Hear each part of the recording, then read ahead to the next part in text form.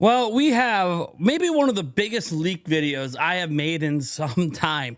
If you guys remember, a while back, Pokemon Company slash Nintendo were hacked. And we're not talking about the Giga Leak hack. No, no, no. This is the hack referred to as the Terra Leak that gave us a ton of information on current and upcoming Pokemon projects. This is how we learned that Generation 10 of Pokemon is dropping next year, presumably for the holidays. So, pretty interesting. This is also where we learned that, yeah, Legends ZA may have actually been meant to come out last year. So quite fascinating. But here's the thing. Some of the biggest things from the Terra leak weren't actually leaked for a while. There were some documents that weren't put out publicly for people to look at. And, you know, because of that, I kind of forgot about it. Well, those documents have resurfaced today. They've gotten in the hands of journalists and other people out there. And now things are leaking like crazy about the future of Pokemon, including Gen 10, including Generation 11 and when that's coming out,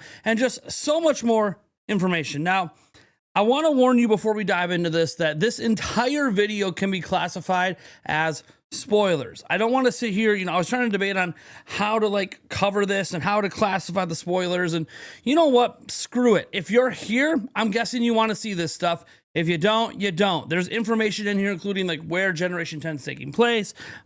Few little minor, I would call them minor, but scant story details for the game as well. Nothing crazy. Again, we're just covering this stuff. That includes a screenshot, by the way. Yeah, we have our first look at Gen 10.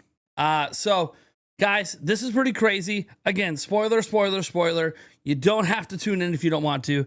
But we got a deep dive on Pokemon here. Bunch of Pokemon leaks. That said, before we do, I want to remind you, we have a couple giveaways going on. One for 3 copies of Age of Imprisonment, another for 5 copies of Kirby Air Riders. Or to enter, just head on to the link down in the pinned comment or in the description.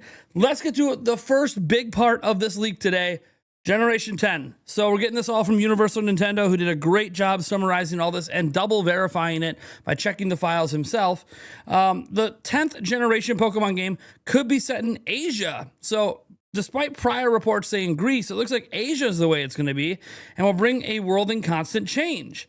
So we scroll down here. It says, according to a leaked internal Game Freak documents via the Terra leak dated to 2020, the project identified as Gen 10 or Gaia corresponds to the 10th mainline generation of Pokemon, initially scheduled for release in 2025, but now only expected to arrive sometime in 2026 onwards. The title appears in the company's development plans with an estimated budget of 3 billion yen, which is almost $20 million, and a target of 15 million copies sold. According to the files, the game is being developed only for the Nintendo Switch 2, describing the documents as a new console released in 2025 and will feature 2 versions maintaining the series' traditional format. Now, the Asian scenery and dynamic nature. It is in planning slides, Game Freak details that the next generation will be primarily inspired by Asia, with an emphasis on tropical regions like Indonesia. The document states the game will be set in Asia, Indonesia. We want to avoid Europe, North America, and Japan, as the worlds in those regions already resemble previous titles. The game's environment is described as a constantly changing natural world consisting of automatically generated islands, changing forests, and deep seas. That's right. We might have some generation going on in this game. That's going to create a very unique experience every time you boot it up. Now, exploration and interaction with all Pokemon. The 10th generation is expected to expand upon the freedom of exploration introduced in Scarlet and Violet. According to the plan, all Pokemon that appear will be rideable and playable, reinforcing the idea of direct immersion into the game's ecosystem. The text also highlights the use of procedural generation technologies, a method of automated environment creation, and the use of internal R&D research to represent biomes such as seas, forests, jungles, and ocean depths.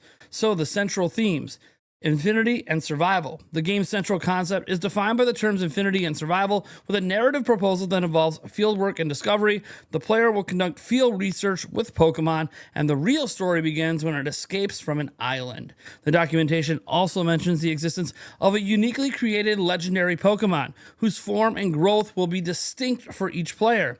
The text suggests that this creature will have a customizable characteristics, representing a new type of legendary interaction in the franchise. Planning indicates that Pokemon Gen 10 will be the first main game in the series developed specifically for the new console, Switch 2. utilizing next generation hardware features. So some summaries here. Item is information, internal title, Pocket Monsters Gen 10, codename Gaia. Development period was August 22nd until the 25th, although it's been postponed a year.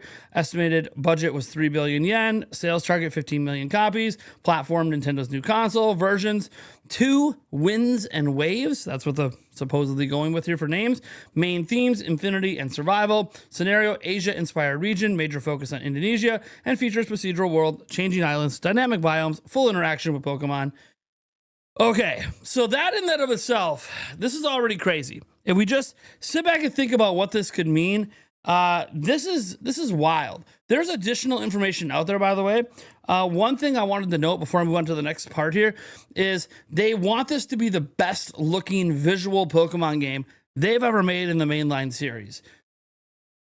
We'll see, right? We'll see what happens. It's hard to have a lot of faith in Game Freak to pull something like that off, but then we see them on a different project doing something extremely visually impressive. So we'll see, right? They've been at least working on this game for a handful of years. That should theoretically have given them time to maybe make a really great looking game, but we'll see. At one point in Legends ZA development, we learned this now from data mines and the Terra Leak and stuff. The textures on the side of buildings actually have like 3D like elements to it, like the windowsills and stuff that they got rid of at one point, probably for performance reasons on Switch 1. But yeah, just kind of showing that games do evolve over time. Here's a crazy thing though. Want to know when they're planning, like the internal documents, like when they plan things out in the future, when the hell is Gen 11 supposed to be arriving? Well, how about 2030? Yeah, 2030. Oh, what? Okay, so yeah, I guess if it releases next year, there'll be 4 years after that. In between, they'll have remakes, remasters, maybe another Legends game. Pretty cool. We're not done with the leaks, though. How about a roadmap for everything leading up to Generation 12 or 11, right? 11. My gosh, I'm getting confused with all the numbers. This is crazy. All of the projects Game Freak currently has in development. Wind and Waves for 2026 with DLC in 2027. Pokemon Legends Galar releasing in 2027 or beyond. That's pretty crazy. Pokemon Multi-Region Remake in 2028 or beyond. Oh, see, this is what they're planning before we even get to Generation 11.